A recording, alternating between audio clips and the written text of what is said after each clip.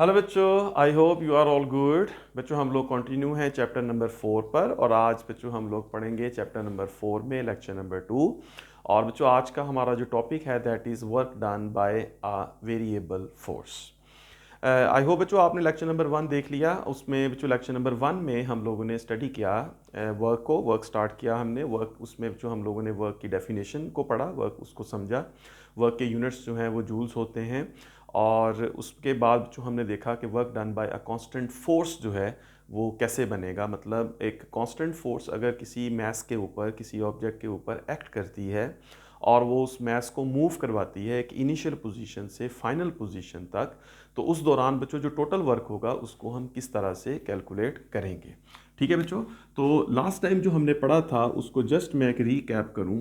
तो बच्चों हमारे पास वो ये है कि अगर हमारे पास कोई मैस है m और उस मैस m के ऊपर बच्चों एक फोर्स एक्ट करती है F, और वो फोर्स बच्चों मूव कराती है उस मैस को पोजीशन A से एक दूसरी पोजीशन B तक। ठीक है बच्चों, तो इस फोर्स की वजह से तो उसका जो डिस्प्लेसमेंट मूव करता है वो मैस, वो डिस्प्लेसमेंट बच्चों अगर D बनता है तो उस केस में कितना वर्क होगा इस फोर्स की तरफ से, जबकि बच्चों हम ये एज्यूम करते हैं कि ये जो फोर्स एक्ट करेगी दैट इज़ कांस्टेंट। तो उसमें बच्चों हमने देखा था जो टोटल वर्क बनेगा यहाँ पर वो बनेगा F cos थीटा, जो कि इस फोर्स का कंपोनेंट है D की तरफ, और उसमें D का मैग्नीट्यूड आ जाएगा। और फिर बच्चों इसको हम लिखते हैं एफ डी कॉस थीटा, और इसको फिर हम लोग यूं भी लिख सकते हैं which is F dot D.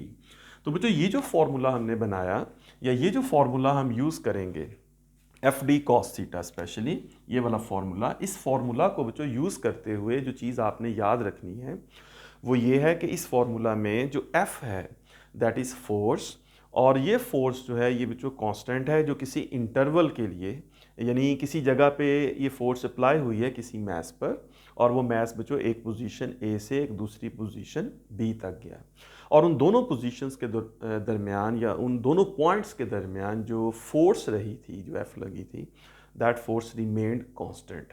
तो उस केस में फिर बच्चों एफ लेते हैं हम, उस फोर्स का मैग्नीट्यूड लेते हैं, डी लेते हैं बच्चों जो कि मैग्नीट्यूड होता है डिस्प्लेसमेंट का ए से बी तक दोनों पॉइंट्स के दरमियान डिस्टेंस, और थीटा देखते हैं बच्चों यहाँ पे कि फोर्स और डिस्प्लेसमेंट के दरमियान जो एंगल बना था वो कितना था। तो इस तरह से बच्चों हम एफ डी कॉस थीटा को यूज़ करके हम लोग जो work done bye constant force है उसको कैलकुलेट कर सकते हैं। अब देखिए बच्चों, सिचुएशन हमेशा ऐसे नहीं रहेगी या ऐसे नहीं हो सकती। ऐसा होगा, पॉसिबिलिटी है हमारे पास कि बच्चों हमारे पास एक मैस के ऊपर एक फोर्स एक्ट की और वो फोर्स जो है वो बच्चों कांस्टेंट नहीं रही। ठीक है, वी एज्यूम कि ये मैस है बच्चों, एक मैस m है, ये एक पोजीशन A से एक बच्चों नेक्स्ट एक कुछ डिस्टेंस पर एक दूसरी पोजीशन पर गया, और ये जो पोजीशन है बच्चों इसकी वो B है, ये पॉइंट A से चला और पॉइंट B तक।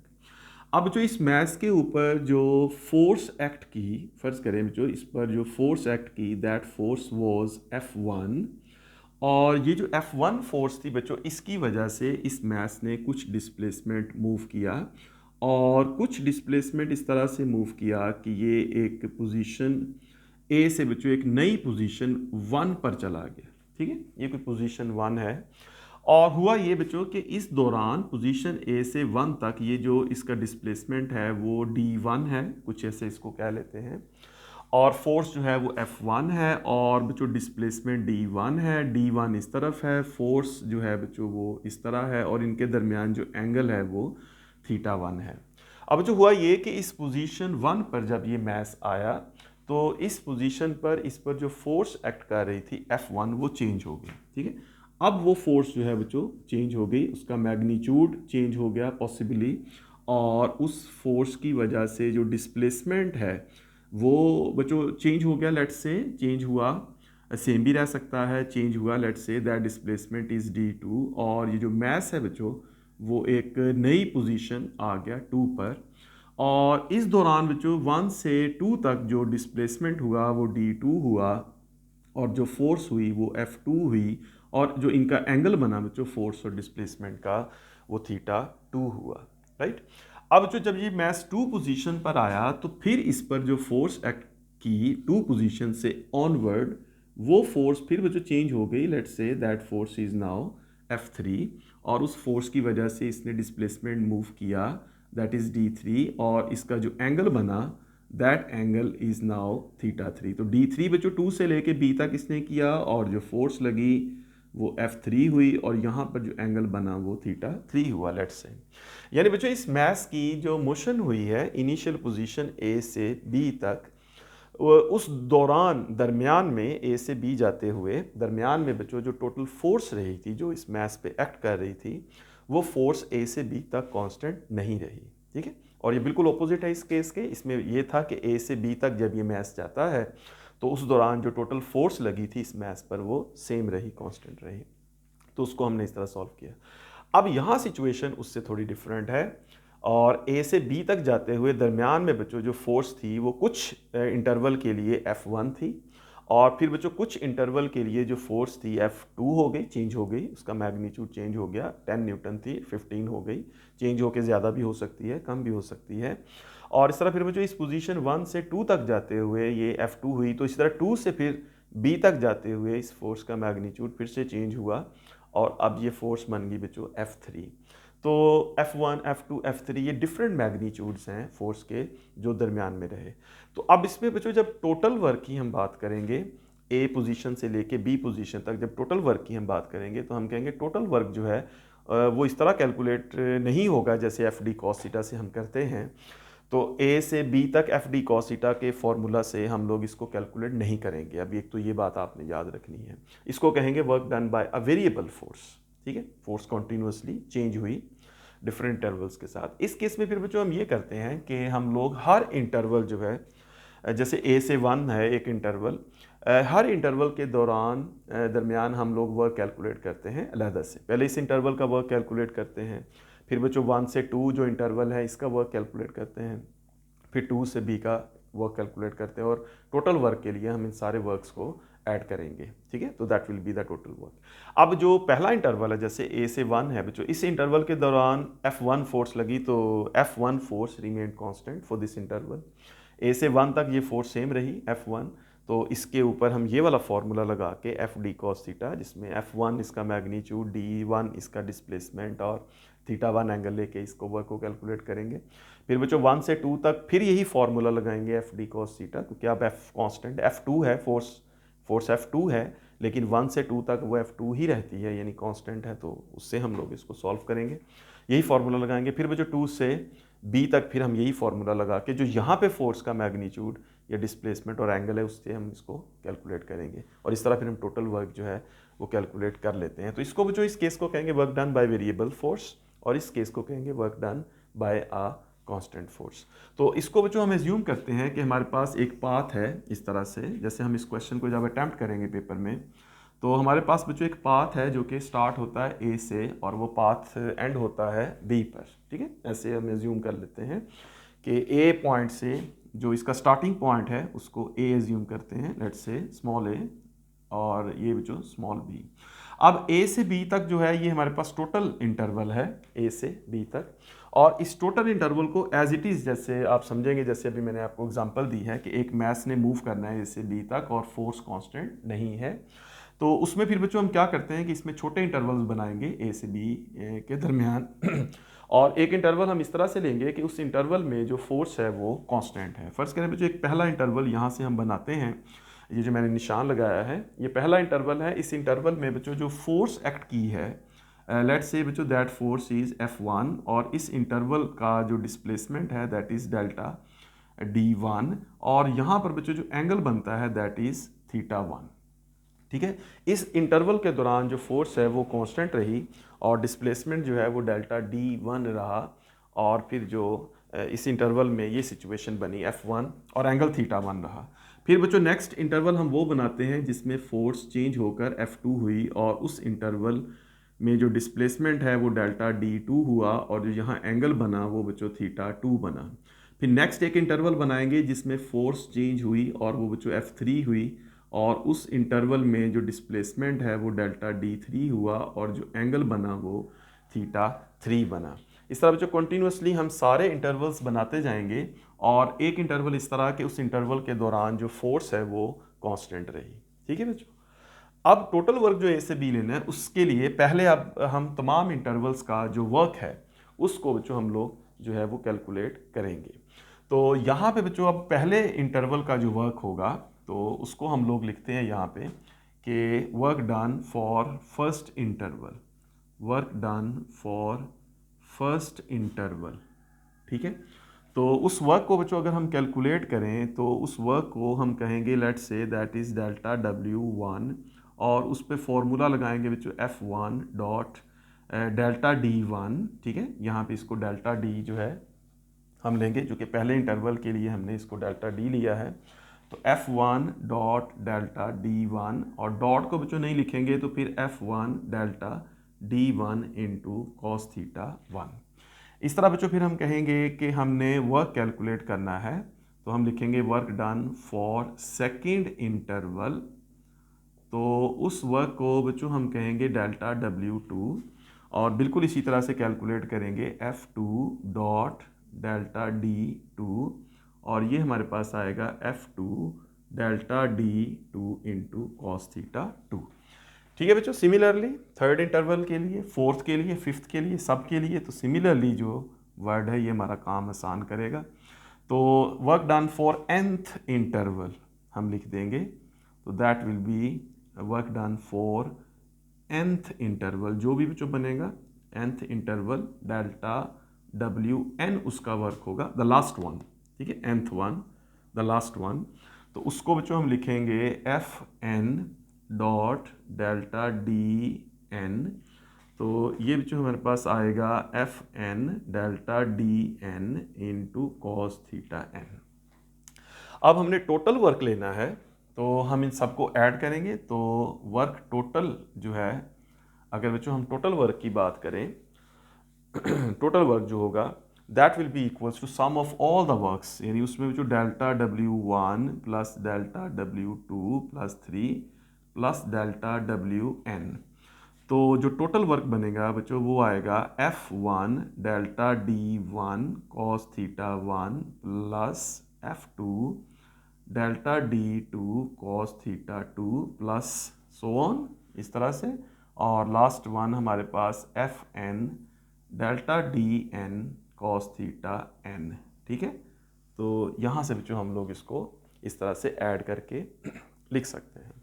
अब ये जो बच्चों है ये इसका आंसर है, मतलब सिंपल बात तो पूरी हो गई कि जो टोटल वर्क होगा A से B तक, A से B, वो टोटल वर्क हम लोग बच्चों सारे इंटरवल्स का जो वर्क होगा उसको लेकर ऐड करेंगे और हर इंटरवल में वर्क जो है वो कांस्टेंट फोर्स वाला जो फॉर्मूला है उसको अप्लाई करेंगे, क्योंकि हर इंटरवल में फोर्स कांस्टेंट है।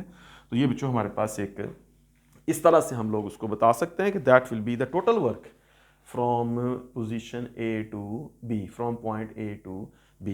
अब जो इसको लिखने का थोड़ा ये है कि मैथमेटिकली हम इसको थोड़ा सा इस तरह से लिख देते हैं कॉम्प्रीहेंसिव फॉर्म में। ये तो एक लेंथी एक्सप्रेशन है, इसको हम कॉम्प्रीहेंसिवली अगर बच्चों कहें तो इसके लिए हम सिग्मा जो है ये यूज़ करेंगे सिंबल, और इसमें हम कहेंगे कि Fi और इसके साथ लिखेंगे डेल्टा DI और कॉस थीटा I, और I जो है बच्चों दैट इज़ 1 to n। तो ये जो मैंने इक्वेशन अभी लिखी है ये इक्वेशन जो है ये बच्चों इसी पूरे एक्सप्रेशन को एक कॉम्प्रीहेंसिव वे में लिखने का एक अंदाज है। ठीक है, तो इस इक्वेशन में बच्चों हम ये देखते हैं इस इक्वेशन को लिखने के लिए कि जिस इक्वेशन को हम शॉर्ट कर रहे हैं उसमें हम देखते हैं कौन कौन से वेरिएबल्स हैं। जैसे बच्चों f है वेरिएबल जो चेंज हो रहा है, F1 F2 F3। Delta D जो है ये बच्चों वेरिएबल है जो 1 2 3 चेंज हो रहा है। इस तरह बच्चों थीटा 1 थीटा 2 थीटा 3, थीटा तीसरा वेरिएबल है जो चेंज हो रहा है। तो जो वेरिएबल्स हैं बच्चों जो चेंज हो रही हैं वैल्यूज़ उसकी जगह I लिखेंगे हम, जैसे f के साथ I लिखेंगे, डेल्टा D के साथ I लिखेंगे और थीटा के साथ I लिखेंगे, मींस ये वैल्यूज़ चेंज होंगी। और फिर यहाँ पे जो मेंशन करते हैं कि ये जो I होगी, ये जो वैल्यूज़ चेंज हो रही हैं ये वैल्यूज़ चेंज होंगी और 1 से स्टार्ट होंगी और ये वैल्यूज़ जाएंगी n तक, यानी 1 से n तक हम n जो है वो कोई भी एक रैंडम नंबर हम ले सकते हैं, जैसे 1 2, अगर n की जगह जो 10 लिखा हो तो इसका मतलब है कि ये I की वैल्यूज़ जो हैं ये चेंज होंगी फ्रॉम 1 to 10। तो और इसमें जब हम लगाएंगे इसको 1 to 10 या तो फिर इस तरह लिखेंगे F1 delta D1 cos theta 1 plus फिर 2 लगा देंगे, F2 delta D2 cos theta 2 plus फिर 3 लगा देंगे। तो ये एक्सप्रेशन एक्सपैंड होता जाएगा और एक्सपैंड होकर इसी तरह बन जाएगा। जो n की वैल्यू बनेगी हम लिखेंगे उस n की वैल्यू तक ये एक्सप्रेशन जो है इसको एक्सपैंड करेंगे। ठीक है। तो ये बच्चों एक कॉम्प्रिहेंसिव एक वे है जिसमें हम इस टोटल वर्क को लिख देते हैं कि इस तरह से होगा। तो इस इक्वेशन में और इसमें सिर्फ एक रिप्रेजेंटेशन का फ़र्क है, अदरवाइज लॉजिकली ये सेम है कि ये भी तमाम वर्क्स को ऐड किया है और ये भी तमाम वर्क्स जो हैं ए से बी तक उनको ऐड किया है। ठीक है बच्चों।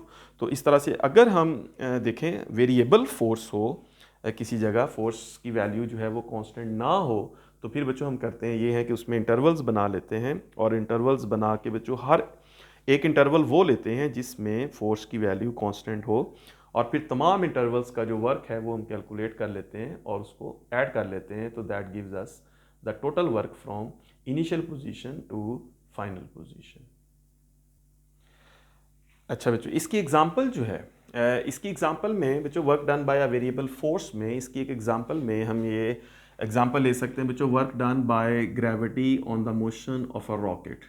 फर्स्ट कह रहे हैं बच्चों ये हमारे पास एक रॉकेट है जो अपवर्ड डायरेक्शन में मूव कर रहा है और एज्यूम करते हैं बच्चों कि इसकी मोशन जो है वो एग्जैक्टली वर्टिकली है, वर्टिकली अपवर्ड है। ठीक है। तो ये रॉकेट जो है ये वर्टिकली अपवर्ड मूव कर रहा है।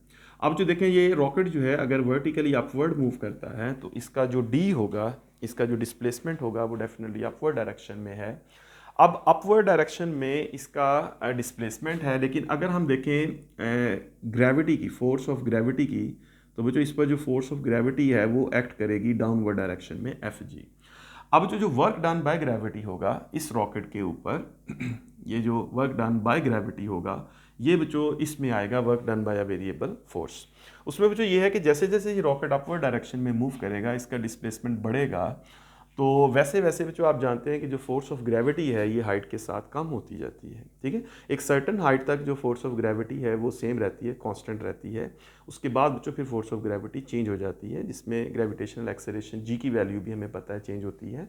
Near the surface of earth 9.8 है, फिर अगर हम एक स्पेसिफिक हाइट से जाएँ तो फिर इसकी वैल्यू कम हो जाती है, 9.7, 6 इस तरह कम होती जाती है। तो बच्चों जैसे जैसे फोर्स ऑफ ग्रेविटी कम होती जाती है हाइट के साथ, तो ये रॉकेट जब बच्चों ऊपर की तरफ मूव करता जाएगा अपवर्ड डायरेक्शन में, वी अज्यूम कि ये हमेशा वर्टिकली अपवर्ड ही जा रहा है। ठीक है। तो जैसे जैसे अपवर्ड जाएगा इसके ऊपर एक्ट होने वाली जो फोर्स ऑफ ग्रेविटी है वो चेंज होती जाएगी। और वैसे भी फोर्स ऑफ ग्रेविटी जो है ये स्क्वायर ऑफ द डिस्टेंस से चेंज होती है।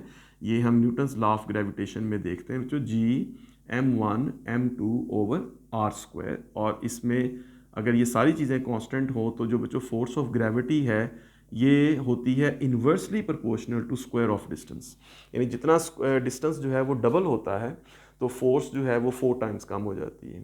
तो स्क्वायर ऑफ द डिस्टेंस से ये फोर्स वेरी करती है। तो इस तरह बच्चों जब हम work done by gravitational force calculate करते हैं किसी भी ऑब्जेक्ट पे जिस वक्त ऑब्जेक्ट मूव कर रहा हो अगेंस्ट ग्रेविटी, ठीक है, अगेंस्ट ग्रेविटी अपवर्ड डायरेक्शन में, तो उस वक्त मूव कर रहा हो तो उस वक्त जो वर्क डन बाय ग्रेविटी होगा, gravitational force, that will be considered as an example of work done by a variable force. उसमें ये एग्जांपल हम बता सकते हैं। ठीक है बच्चों। तो ये एग्जांपल के तौर पे आप याद रखिएगा। नेक्स्ट बच्चों इसमें ये है कि जैसा मैंने लेक्चर 1 में भी कहा था कि हम लोग जो वर्क की कैलकुलेशन है वो जब करते हैं तो उसके लिए एफ डी कॉस थीटा भी यूज़ करते हैं कांस्टेंट के लिए। और आज हमने ये भी देख लिया कि वेरिएबल हो तो क्या करना है। तो वर्क को कैलकुलेट करने के लिए बच्चों हमारे पास एक और मेथड है जिसको हम ग्राफिकल मेथड कह सकते हैं, या बच्चों वो मेथड जिसमें हम ग्राफ के ज़रिए जो है वो वर्क को कैलकुलेट कर सकते हैं। ठीक है, ग्राफिकल मेथड्स।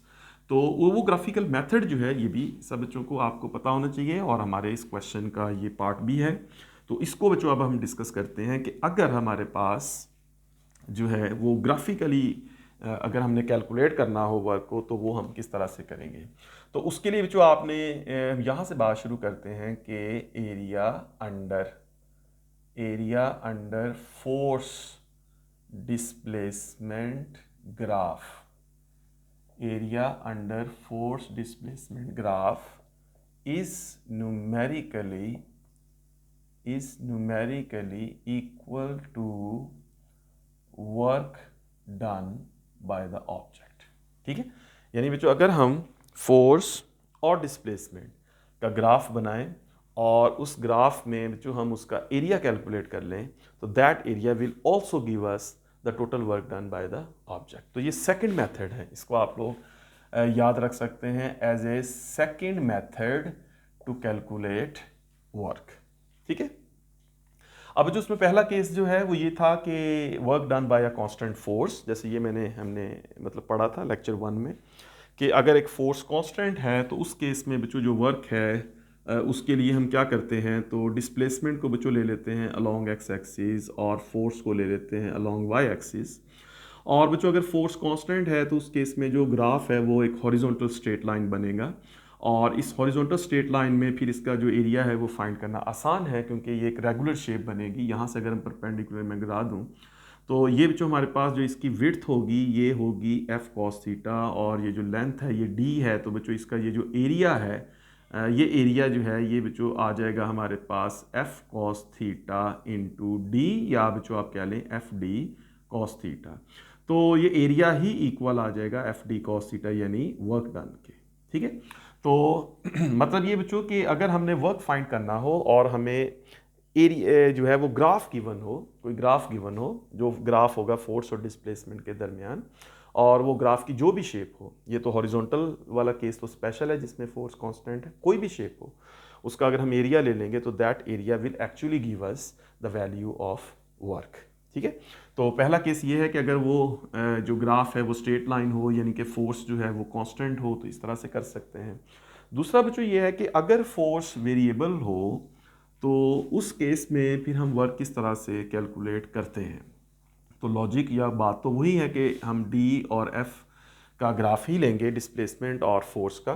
तो ग्राफ तो बच्चों बहुत सारे हो सकते हैं, ग्राफ्स की डिफरेंट शेप्स हो सकती हैं, डिपेंड करता है बच्चों कि फोर्स और डिस्प्लेसमेंट किस तरह से एक्ट किए हैं, उसके अकॉर्डिंग ग्राफ की डिफरेंट शेप बनेगी। ठीक है, तो अब हमें कोई एक शेप लेके ग्राफ की उसको देखना है, उसको समझते हैं, और फिर वहाँ से हम ये कंक्लूड करते हैं कि जनरली किसी भी ग्राफ के लिए जो फोर्स डिस्प्लेसमेंट ग्राफ है उसका जो एरिया होगा that is equals to work done.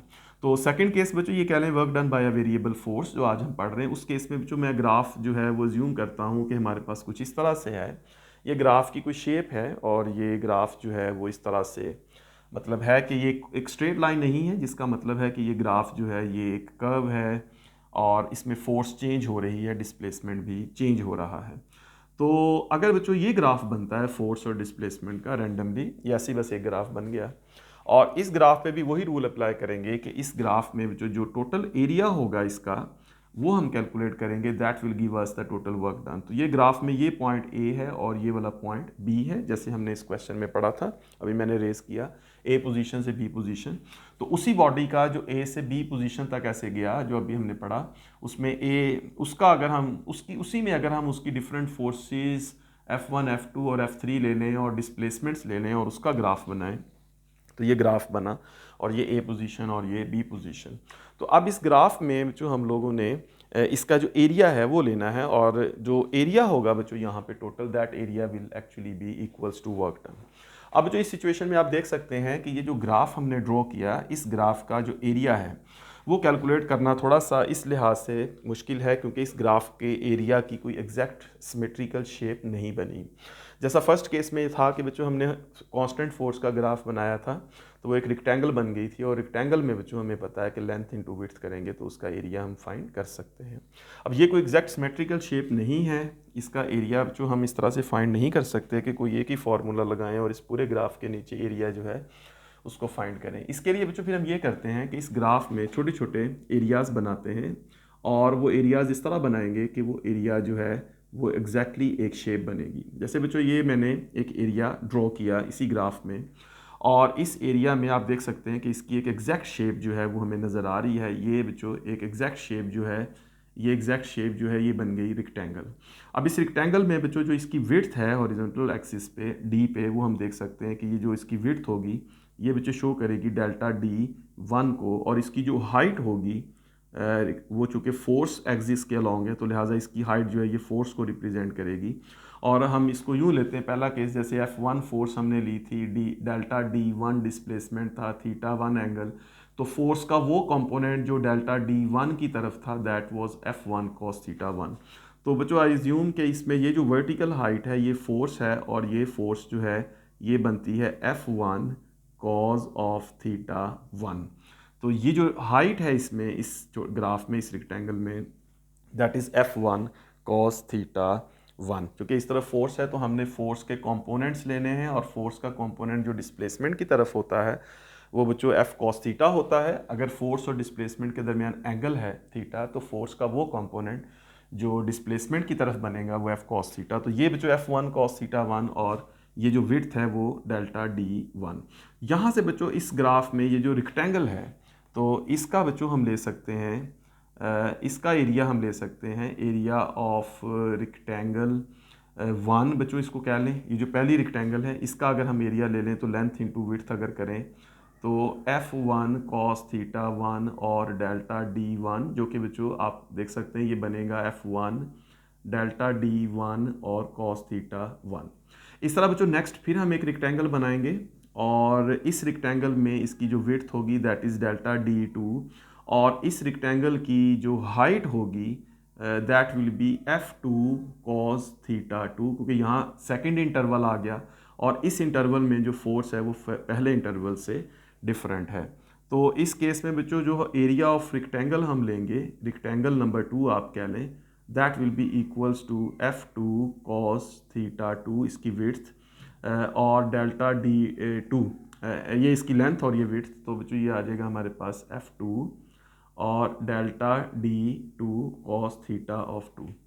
इस तरह बच्चों हम रेक्टेंगल्स बनाते जाएंगे, थर्ड रेक्टेंगल बनाएंगे, फोर्थ रेक्टेंगल बनाएंगे, फिफ्थ बनाएंगे, कॉन्टीन्यूसली बच्चों इसमें हम तमाम रेक्टेंगल्स जो है इनको ड्रॉ करते जाएंगे, और फिर बच्चों तमाम रेक्टेंगल्स जो होंगी उनमें हम सिमिलरली जो है इसी तरह से एरियाज जो हैं ये बच्चों फाइंड करते जाएंगे। और nth रेक्टेंगल बनेगी जिसमें लास्ट रेक्टेंगल बनेगी nth, तो उसका जो एरिया है, या बच्चों ith रेक्टेंगल आप कह सकते हैं, तो nth या ith रेक्टेंगल जो है उसमें बच्चों जो होगा वो बनेगा F1 cos theta Fn cos theta n delta Dn, और ये बनेगा Fn delta Dn into cos theta n।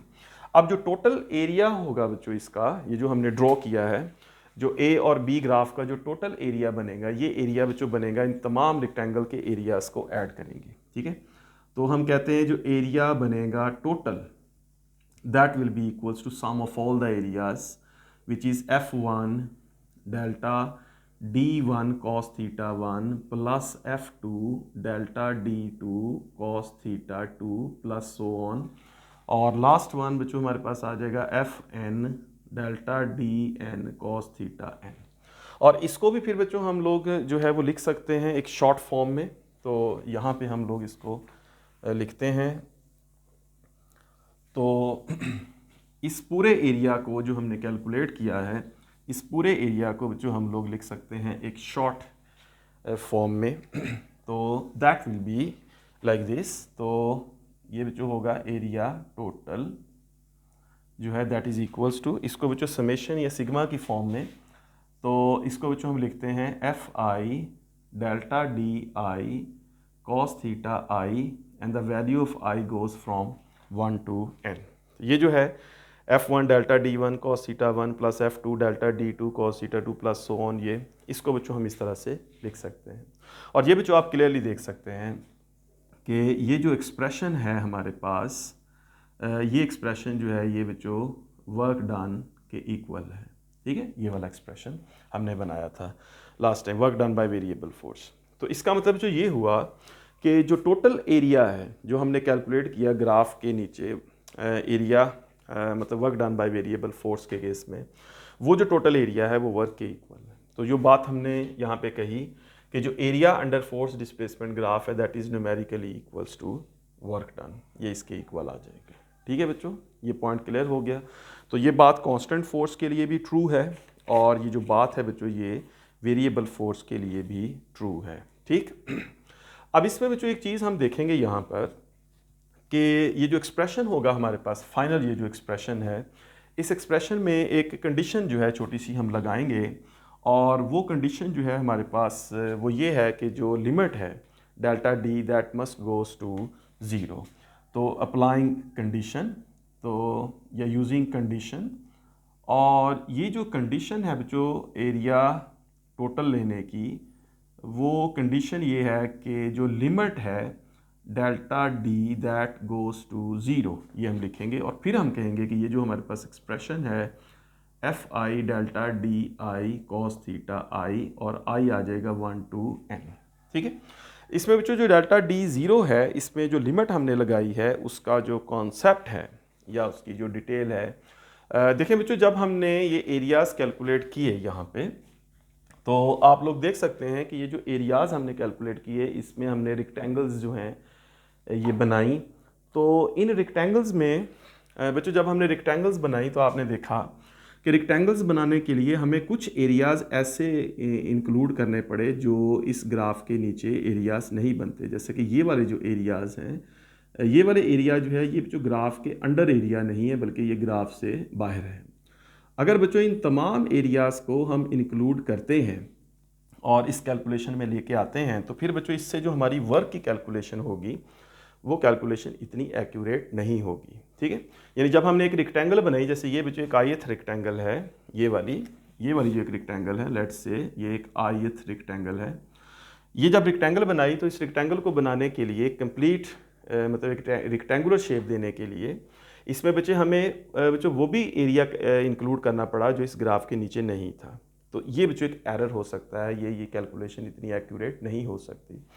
इस चीज़ को बच्चों सेटल करने के लिए, इस चीज़ को एडजस्ट करने के लिए कि हमारी जो एरिया की कैलकुलेशन है वो बिल्कुल एक्यूरेट हो, और उसमें बच्चों फिर ताकि एरिया की कैलकुलेशन एक्यूरेट होगी तो वर्क की कैलकुलेशन जो है वो एक्यूरेट होगी। तो एक्यूरेट कैलकुलेशन के लिए फिर हम ये करते हैं बच्चों कि ये कंडीशन लगा देते हैं कि delta D must be small. ठीक है, डेल्टा डी बच्चों क्या है कि इस रेक्टेंगल की विड्थ है।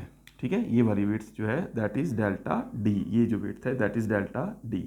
अब जो ये जो विड्थ है डेल्टा डी, अगर ये स्मॉल होगी, delta D goes to zero, तो इसके स्मॉल होने का मतलब है बच्चों कि ये रेक्टेंगल छोटी बनेगी, और जब ये रेक्टेंगल छोटी बनेगी बच्चों तो इसमें ये जो एरिया होगा जो इंक्लूड हो गया बाहर से, ये वाला एरिया कम होगा। ठीक है, यानी जब हमारे पास हमने ये रेक्टेंगल बनानी है तो बच्चों इस रेक्टेंगल को बनाने के लिए अगर छोटी रेक्टेंगल्स बनाएंगे तो छोटी रेक्टेंगल्स बनाने में फिर बच्चों ये होगा कि जो बाहर एरिया हम इंक्लूड कर रहे हैं वो वाला एरिया स्मॉल हो जाएगा। ठीक है, तो स्मॉलर एरिया हो जाएगा, स्मॉल से स्मॉल होगा।